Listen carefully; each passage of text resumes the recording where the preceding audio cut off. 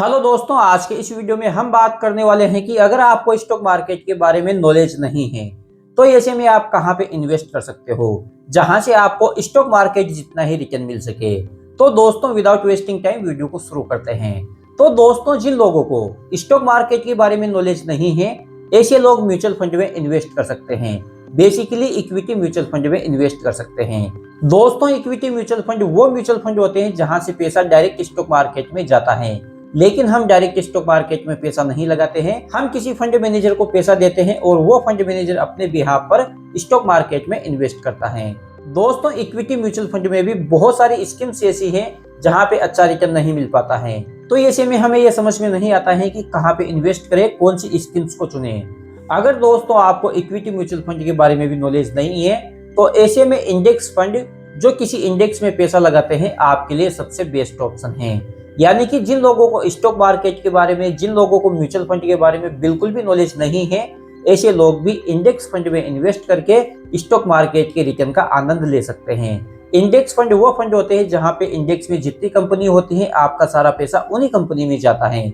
और index fund में invest करने का सबसे बड़ा फायदा यह है कि यहाँ पे पैसा डूबने का रिस्क ना के बराबर होता है। इंडेक्स कभी भी जीरो नहीं हो सकता, क्योंकि इंडेक्स के ऊपर ही किसी देश की इकोनॉमी चलती है। अगर इंडेक्स जीरो हो गया तो ये समझो कि वो देश खत्म हो गया। तो इंडेक्स कभी जीरो नहीं हो सकता। लेकिन यहाँ पे भी रिस्क होता है। यहाँ पे ये रिस्क होता है कि अगर इंडेक्स की वैल्यू नीचे आई, यानी कि अगर स्टॉक मार्केट में गिरावट आई, तो स्टॉक मार्केट में गिरावट होने की वजह से निफ्टी 50 में भी या किसी भी इंडेक्स में गिरावट होगी और आपने जो पैसा इन्वेस्ट किया वो पैसे की वैल्यू भी कम हो जाएगी। तो यहाँ पे इतना रिस्क है कि आपके पैसे की वैल्यू कम हो सकती है लेकिन जीरो नहीं हो सकती है।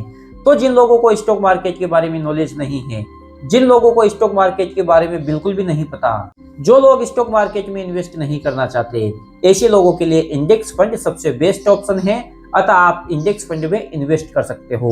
इंडेक्स फंड में आपको 12 से 15% का रिटर्न मिल जाता है, जो कि बहुत अच्छा रिटर्न माना जाता है, क्योंकि यहाँ पे आपके पैसे के ऊपर रिस्क ना के बराबर है और आपको कुछ भी करने की आवश्यकता नहीं है।